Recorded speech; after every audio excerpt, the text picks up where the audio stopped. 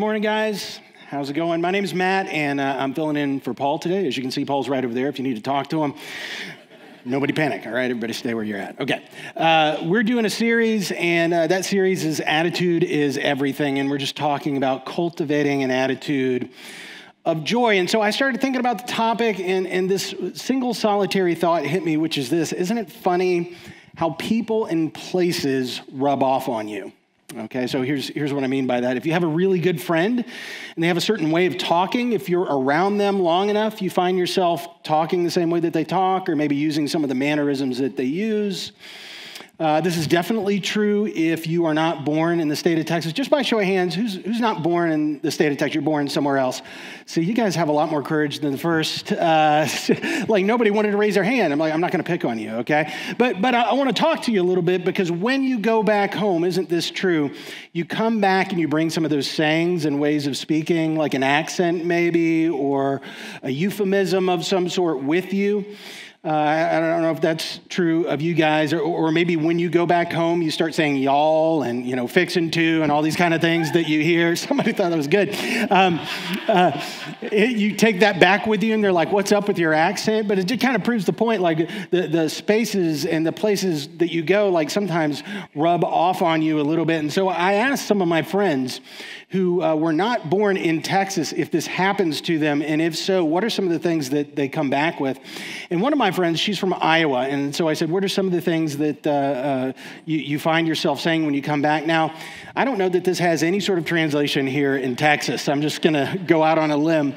But walking the beans, Iowa's a rural, community, and so farming is a big part of that. Walking the beans just means you're pulling weeds when you're walking amongst the beans, okay? And then, I'm telling you, there's like no way to describe it. Scoop the loop makes me think of like Fruit Loops or something like that, but I was assured scoop the loop simply means you're cruising, okay? You get in your car and you scoop the loop. I don't know what kind of scooping's going on when you're in the car, but whatever, so scoop the loop. I says, he says, she says, we says. Apparently that's just when someone is talking and you're conveying information that somebody else said, instead of just going, they said this. You have to interject. He says, I says, we says, she says, they says. Okay, and so that's an Iowa deal. Wash, now that's something, I don't know, you're probably familiar with that, but that's what you do with your dishes. It's what you do with your clothes. You wash it. And if you go to Iowa and come back, you may come back with this saying, and it's just because you spend a lot of time around the people there. And another one of my friends, he's from Mississippi. Okay, all right, you're excited about Mississippi, it's good. All right, so he's from Mississippi, and I love some of the Mississippi sayings. Y'all need anything, just holler. So I guess once you say that, if somebody's in the other room and they're like, you just know, oh, they need something, okay? From Mississippi, bless her heart. That's kind of a Southern thing. And really what bless her heart means is I really want to talk about this person, but I got to say something nice up front, right? You know it's true. And then your mom and them, that's like what it's what you say to someone. You're like, hey, tell hello. Instead of saying, say hello to your family, you just say, tell your mom and them I said hello, right? That's mom and them. It's a thing, it's family, all right? This buggy, if you're from Mississippi and you go shopping, once you get the stuff off the shelf, it goes in your buggy. It doesn't go in your shopping cart. It goes, just saying, okay? This is one of my favorites. John Mark said, you can't be an older person in Mississippi and not say this at some point. I'm blind in one eye, can't see out the other. It's really funny, colloquialism. Now, California, one of my friends is from California, and I asked her, like, what are some of the sayings that you go and you come back with? Here's the funny thing about California. Mississippi, it's like this really long phrase that's kind of drawn out. California, you got like one word. So it's like, man, that's sick. Now, don't be alarmed. That doesn't mean someone's ill or, that they need help. It's just awesome. Man, that's sick. That's awesome. These are all just one words. In California, stoked. You've probably heard that before. We've adopted that into our culture. It just means you're excited about something. I'm stoked, right? Okay. I have to say that's probably not accurate for people from California that would say it that way. But gnarly, the thing I like about gnarly is that it's versatile. So gnarly can mean that's really awesome and cool, or it can mean that's really disgusting. I can't believe that happened. It's gnarly, that happened to you. Now, I'm from Texas. And okay, you can it's fine if you want to applaud for Texas. I like it here. I'm still here. So Texas has its own way of saying things. This is something that you say in Texas when you're about to do something. You just say, I'm fixing to do something. I'm fixing to get groceries. I'm fixing to eat. You're not really fixing to do anything. You're just going to do the thing, right? You're fixing to. Bigger than Dallas. What you need to know about Texas is everything in Texas is huge. But if you say bigger than Dallas, watch out. Like this is whatever it is, it's going to be big. This is a strange one to me, like all get out. And what's strange about it is I do find myself saying it. I say it. What it means is whatever it is you're about to do, multiply that times 10, all right? It's like all get out. Like I'm about to eat this barbecue, like all get out, like just multiply it times 10. And then lastly, this ain't my first rodeo is something that you say a lot in Texas. And all that simply means is I'm not a beginner, all right? I've been around the block a couple of times. This ain't my first rodeo. So, it's interesting to me that when you spend time around people, whether it's like going back home to a different state or they hear all the Texas sayings that you're bringing home, when you spend time around people, how those sayings rub off on you a little bit, how you kind of soak in your environment. And in general, I really believe that's true of human beings. I think our brains are like sponges, like we soak up the environments that we're in, whether that's like a saying or a colloquialism, or if it is an attitude. And we're in the middle of talking about like attitudes, but you know this to be true. If you're around someone who has a really negative attitude, it sometimes rubs off on you. If you're around someone who can only see what's wrong with the world versus some of the things that are right with the world, you can't help but at times start picking it apart. You go, but this is messed up, and that's messed up, and can you believe that this person did that? You pick it up. You're a sponge. You soak in the environment that you're in. Attitudes happen that way. And this is a really big problem. It's a really big problem because the world that we're currently living in right now is toxic. The opinions, the way that we speak to each other, what we say, how we say certain things, it's toxic. And if we're living in a toxic atmosphere and a toxic environment, we have a tendency to soak that up as well. And so that's exactly why we decided to do a series on attitude and address, take it from Philippians a little bit. And each week we've come away with something different. And the first week, we determined joy is not determined by circumstances, but by choice. You have to choose a great attitude. It just doesn't happen by accident.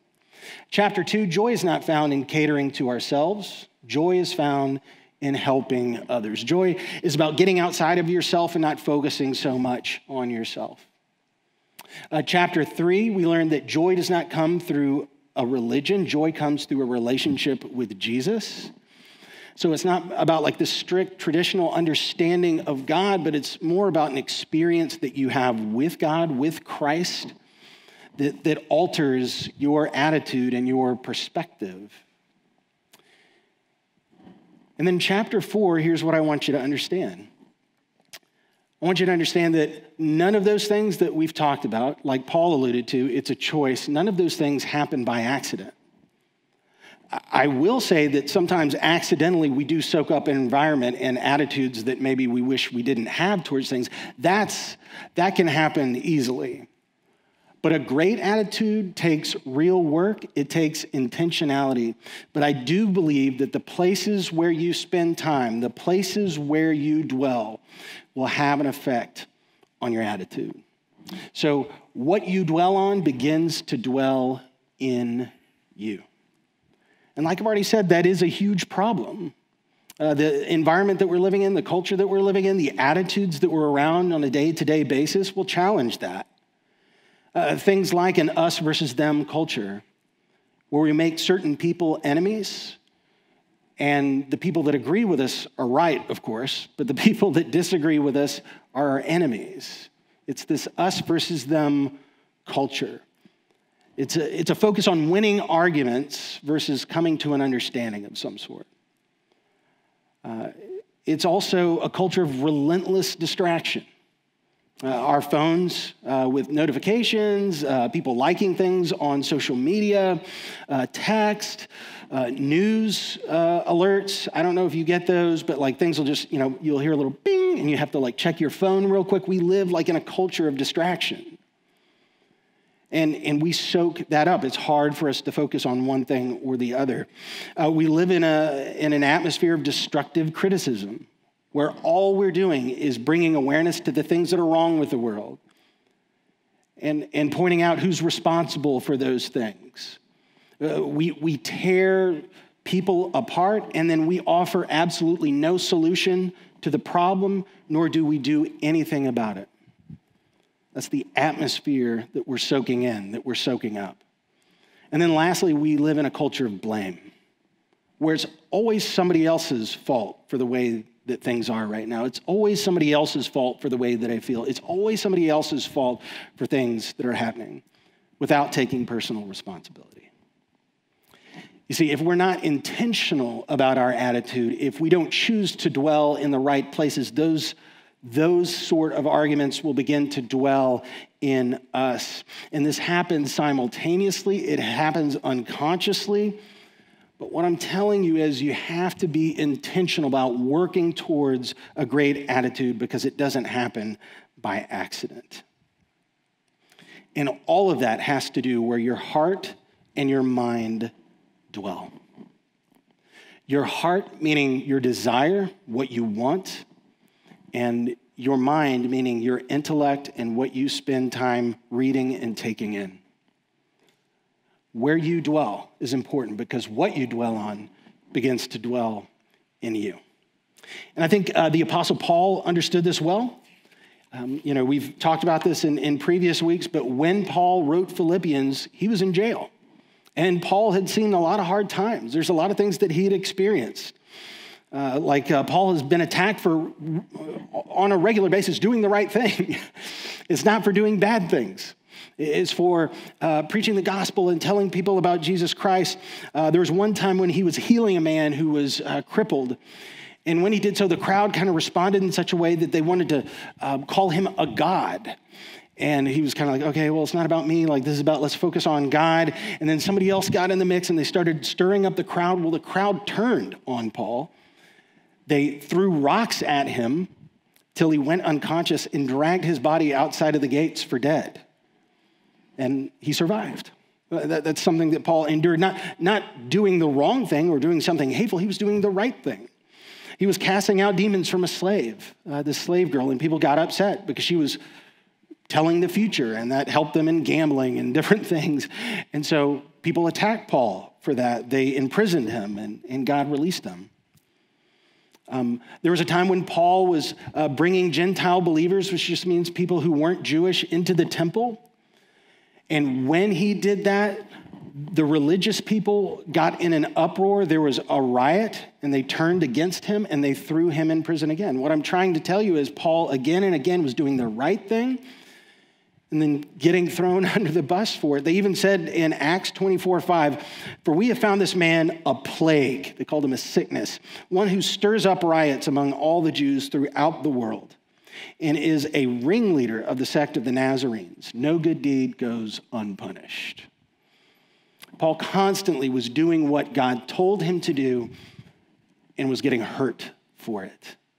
And currently, the letter that we're about to read, Paul is writing it from prison. He is currently in chains when he's writing the Philippians.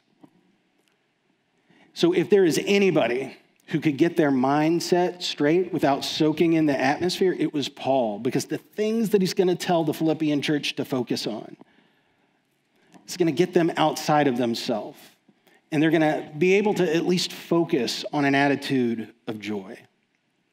And we could easily go, Paul, what about your environment? Don't you realize you're falsely in prison? What about your rights, Paul? You're a Roman citizen and they're treating you this way. What about what you deserve? But Paul doesn't spend any amount of time focused on what he deserves.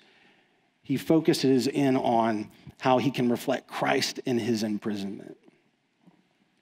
And he gives us just a few tips on how to do that. As we begin chapter 4 of Philippians, Paul addresses Euodia and Syntyche, and that's the last time I'm going to try to pronounce those names. It's not easy, okay? But these are two women who'd been in an argument, they'd been in conflict, and they'd been fighting each other, and it becomes such a problem that Paul, in his letter, writes to it, and he says, please reconcile, please make peace with one another. And then he encourages the rest of the church, help them make peace with one another because they were in conflict and it was destroying the church. So from the very get-go, Paul addresses a conflict, which is good for us because even though Paul is addressing the church in Philippi, he's really also talking to us at the same time. That if there's a conflict, if there's something that we're embroiled in, whether it's an opinion or a political view or whatever, that we would make peace with one another even though we disagree. Paul says, please reconcile with one another. And then he goes on and he begins to tell us how even though our circumstances may be dire, you can still focus on Christ and let him transform your attitude. In Philippians 4:4, he says, rejoice in the Lord always. Again, I say rejoice. Twice, he's like, rejoice. And no, seriously, rejoice, have joy. He's in prison. And he's telling them, I want you to have joy. He says, again, I say rejoice. Rejoice in the Lord, what God is doing. Think about what he's doing in and through me. Even though I'm in prison, I'm able to witness to people that are next to me. Think about how this is an encouragement to the church worldwide, that even though I'm suffering, I still preach the gospel. In the Lord, I'm going to rejoice. And then he said, let your gentle spirit be known to all men. The Lord is near. That word gentle spirit, it carries with it the connotation to be quick to forgive. So I'm going to press the pause button real quick, and I'm going to ask you a question. How quick are you to forgive? Because if you are not quick to forgive, that may reflect something about your attitude. It may reflect something about where you are dwelling.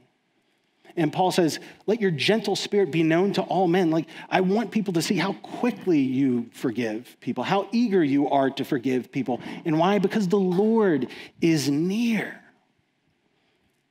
This to me says something very specific about where you dwell. Because if you realize that God is near and you make him your dwelling place, not what is happening to you, not what is being said to you or how you are treated, but if you dwell with God and not what you deserve, he will change your attitude and give you an attitude of joy.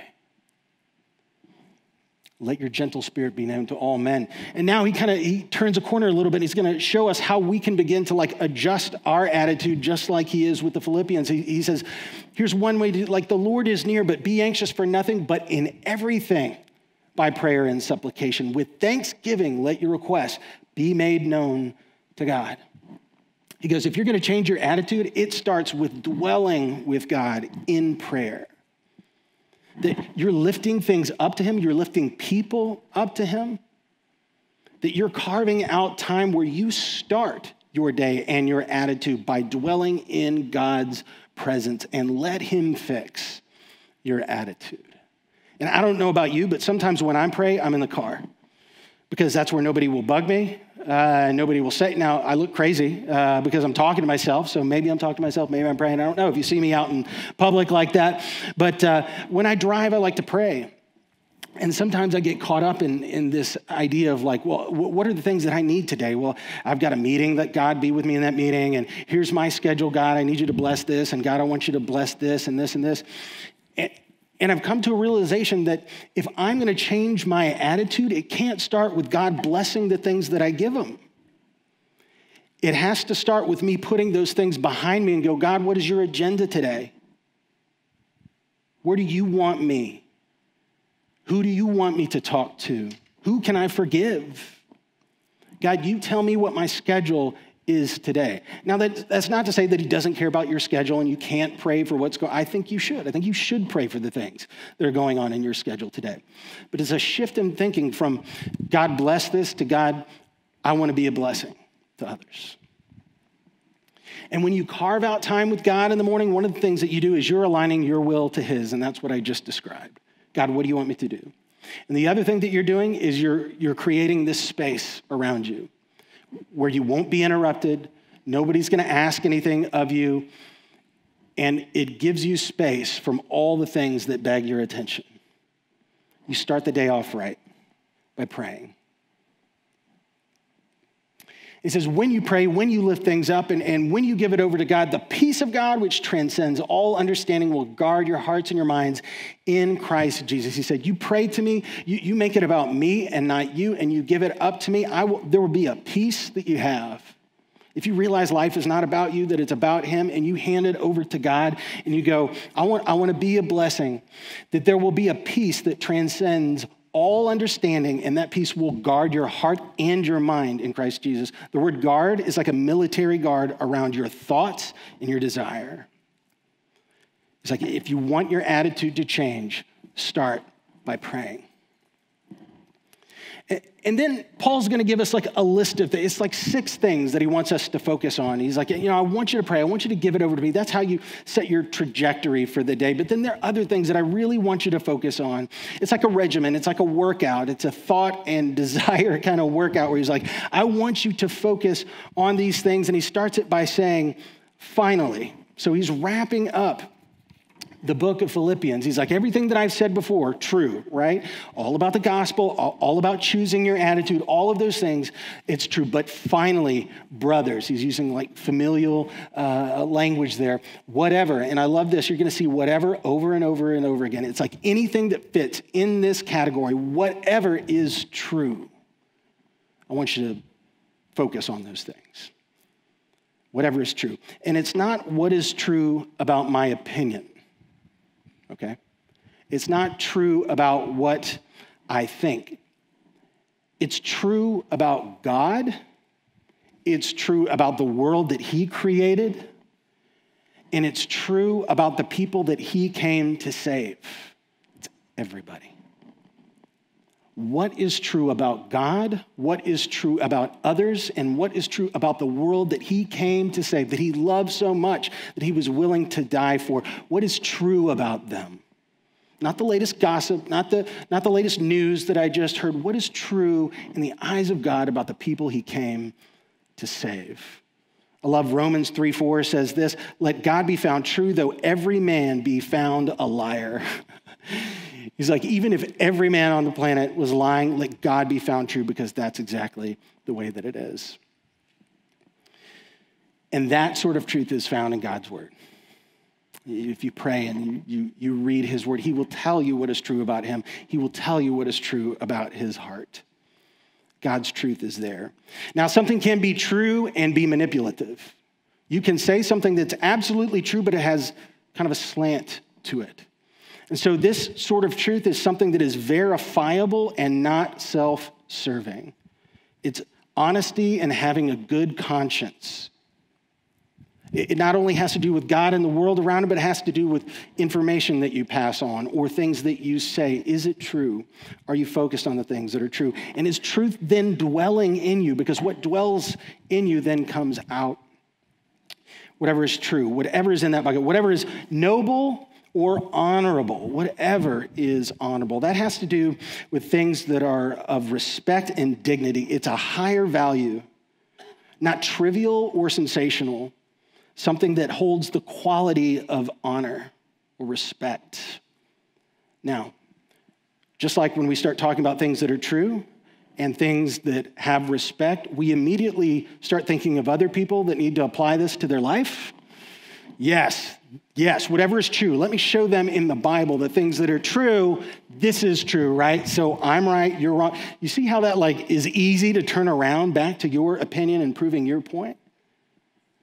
And respect is the same way. We all want respect, but do we give respect to people? Does respect dwell in you?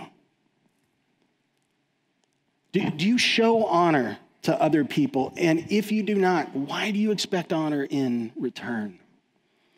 And when it comes to focusing on God, how do you honor him? How do you respect God? When we begin to focus on things that are sensational or trivial, our mindset and our attitude can change. and be focused on those things. What is honorable? What is respectful? And does it dwell in you? And then whatever is right. Whatever is right. That has to do with justice. It has to do with, do you treat people fairly? But first of all, you really have to evaluate your soul on that. Like, where is my heart in treating other people fairly? Not how do people treat me and how have I been mistreated, but how am I treating others? Knowing that you're going to be mistreated and other people won't return the favor, but are you showing justice to people? And is it justice for all or just for some? Whatever is right. Proverbs 10 through 18 in Proverbs talks about the wicked man and the righteous man. And over again, the wicked man is someone who treats other people poorly. It's lying in wait for blood. It's cheating people. It's adultery. It's all these bad things. And the righteous man is about love, peace, and joy. Which one are you? Sorry, let me go back. Yes, do that when we get to it. Okay. All right. So whatever is right, whatever is pure, whatever is pure is the next one. Where do you spend your time? What are you looking at? Pure has the idea of moral purity and cleanliness. Like, are you dwelling in places that are pure and that feed you? And is that something that comes out of you as well? It's personal purity. And we have to make sure that when it comes to personal purity, again, we don't show the Bible to other people like, well, I'm doing this, you need to do this, but that it has the sense of like a Matthew 7:3 type of situation. Why do you look at the speck that is in your brother's eye, but do not notice the log that is in your own? Are you spending time removing the log out of your eye? Or are you quick to judge others? And then lastly, it says, whatever is lovely. And this is one of my favorite ones, because it has to do with beauty. I don't know if you've ever thought about this, but God is a God of beauty. Like, he creates beautiful things. And there was a commentator that said of the word lovely or beauty that this could be talking about what Mother Teresa did and her acts and her kindness, or it could be talking about a Matisse painting. Like, that's awesome. Like, if there's anything, whatever is beautiful, like, focus on the things that are beautiful. I mean, it could be like looking at old footage of Michael Jordan, like slam dunking the basketball. Like, that's beautiful. I don't know if you ever watched that, but man, guys, am I right? Like, I just need a little feedback. It's like when he jumps and he defies gravity and he slams it and you go, how is that even? That's beautiful. Like, that's a beautiful thing. That's the only time guys use the word beautiful is when a play, like on the field, happens, but it's true. It's true. Of all of those things, but God is a God of beauty. Here's something else. Kindness is beautiful. Kindness is beautiful. When you're kind to someone, that is beautiful. Psalm 133 says, behold how good and pleasant it is for brothers to dwell together in unity. How good and pleasant, how good and beautiful is it to dwell in unity? And does beauty dwell in you? Do people want to be around you because you're like, man, there's just something about that person? Does that attitude dwell in you? But those are some things we can focus on. And then lastly, he says, whatever is good, whatever is lovely, whatever is of good repute, if there's any excellence and if anything worthy of praise, dwell on these things. It's like, if I've missed anything, if there's anything excellent, if there's anything, it says of good report, if there's anything that you look at and you go, that's just amazing that happened. Dwell on these things. The cool thing about this list that I found out later is this a list that we could easily apply to God and the things that he wants us to do. It's easy to apply it to those things. But at the same time, Paul was using a list of Greek virtues that people who are outside of the faith could also look at and they could go, no, that's the way to live, right? So even if you're not a believer, you can look at these things and you go, this is the way that I should live. But if you are a believer, you can look at all of these things and you say, that's the way Jesus lived. He was true, he was noble, he was right, he was pure, he was lovely, and everything he did was of good report. It's the way to live.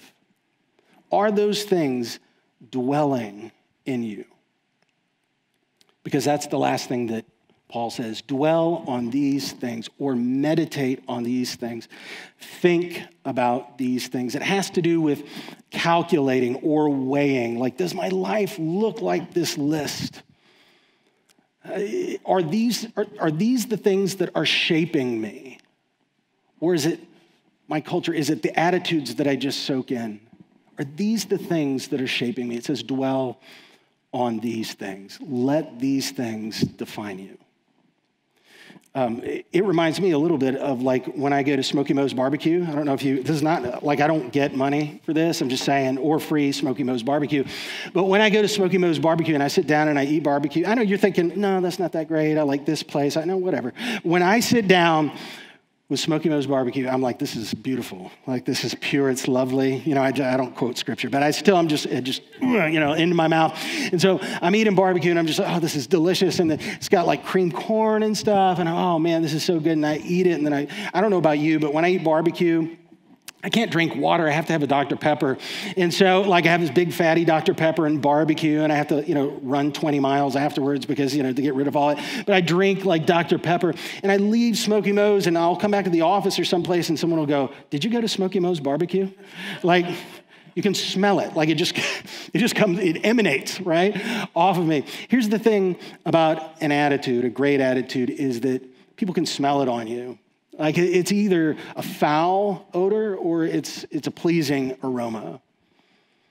People know before they even have an extended conversation with you sometimes if you're critical.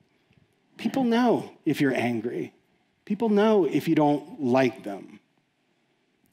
What is the aroma? What is the smell that comes off of you? Interesting fact, the word attitude, since we're talking about attitude, the word attitude is an artistic term. It has to do with the posture of a sculpture. So like if you have a human sculpture that you're sculpting, right? Think of David, right? David who has the sling like over his shoulder and his eyes are like fixed on something. His hands, like imagine him with track pants on because we're in church. But like he's got the sling over his shoulder and he's steely gaze and right, the position that David is in, that's his posture, that's his attitude. That's where the term comes from. It's the posture or position of a statue. So the question is, what is your posture towards the world around you? What is your position towards them? Because if it's negative, if it's critical, if it's angry, people can smell that on you. But if it is joyful, listen, joy is more contagious than all of that other stuff. I don't know if you've ever spent a lot of time around somebody who is super joyful, but you're like, oh my gosh, what is up with this person? Like they're amazing. Like I've had friends before where I go to their house and like they serve me meals and they're super encouraging and they just say all these really nice things about me. And I'm like, I'm coming here all the time. Like every night for dinner, this is where I'm coming. But joy is just as contagious, is soaking in like a negative atmosphere as well. But it's gonna take work and it's gonna take focus. And it doesn't happen by accident. And it happens by dwelling in the right places, because what you dwell on will come to dwell inside of you. If it's anger, anger will come out. If it's hate, hate will come out. If it's love and it's joy, those things will come out too. If it's peace, you will exude peace. What is your posture towards the world around you? Here's a couple of things just to take with you to kind of get us moving in the right direction with our attitude. And the first thing is this: pray often. Pray often. And because we're inundated on a regular basis, whether it's with news or opinions or people, you're going to have to do this often. Do it in the morning, do it in the car ride, do it when you get home. It doesn't have to be 20 minutes or 30 minutes. It could be 5 seconds. It could be 5 minutes. But pray often. Align your will to God's and just seal yourself off for just a little while from all the demands and everything that's coming your way. Pray often. Position your heart. Here, let me back up just a little. No? We're missing one. Where is it? There it is. It's out of place. Practice gratitude. Practice gratitude. In the prayer at the beginning, Paul says, be anxious for nothing, but in everything with prayer and supplication, with thanksgiving, let your requests be made known to God. Be thankful. give a running account of the things that you're thankful for. And I know there's certain seasons where that's easier than others. If you're going through something really hard right now, you may be like, I can come up with one thing that I can be thankful for. Then you're thankful for that one thing. Most of us, if we really apply ourselves, can come up with a list of 10 to 20 things that we're grateful to God for. Whether it's his character and who he is or what he has done for us or the situation that you're currently in, practice gratitude on a regular basis.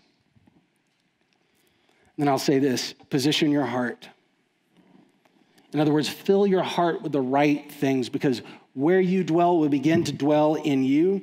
Proverbs 4:23 says, watch over your heart with all diligence, for from it flow the springs of life. You protect what you put in your heart and your mind. Don't just let anything in. Focus on what is true and noble and right.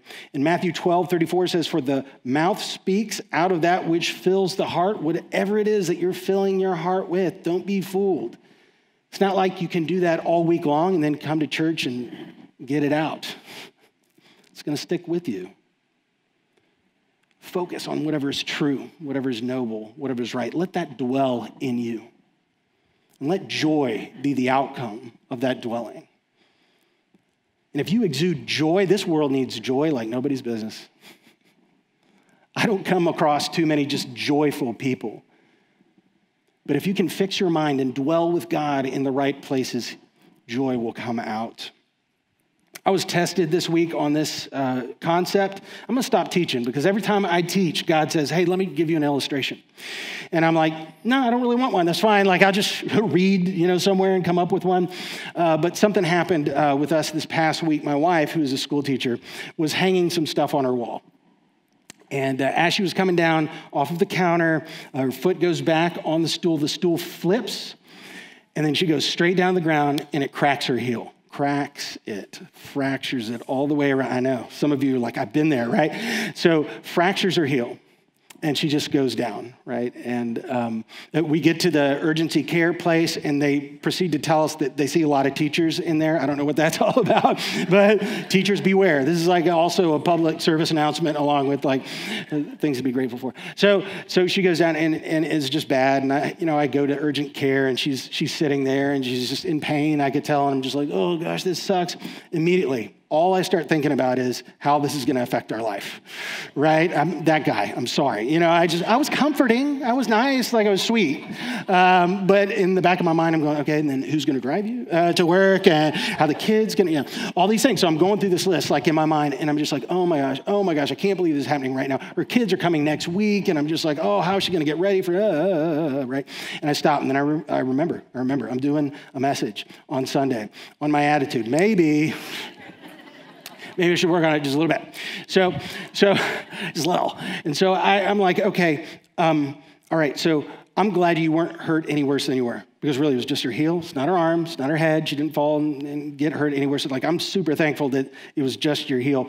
And the work thing, you don't need to worry about it. It's going to be okay. Like, we'll work around it. This is just a thing. It's for a season, right? It's just for a period of time. It's going to be okay. It's not a big deal. I'll drive you to work. I know it's your driving foot. It's your driving foot. So I'll drive you to work. Don't worry. We'll spend time in the car as a family, right? Like, just keep on the bright side, right? Okay.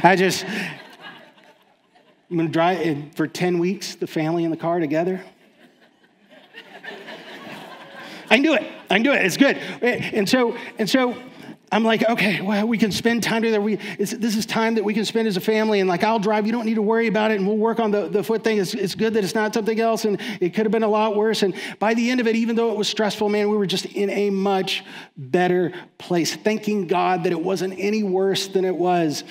But man, our mindset was different. Our approach to the whole thing was different. And the deal is, I'm not saying that, look at me, I did it great. No, I screwed it up, like all over the place up front. But here's the deal. Whatever comes your way, the places where you dwell will come to dwell in you. So be careful where you dwell. Dwell in places of joy. Dwell in places of truth and nobility, dignity and respect.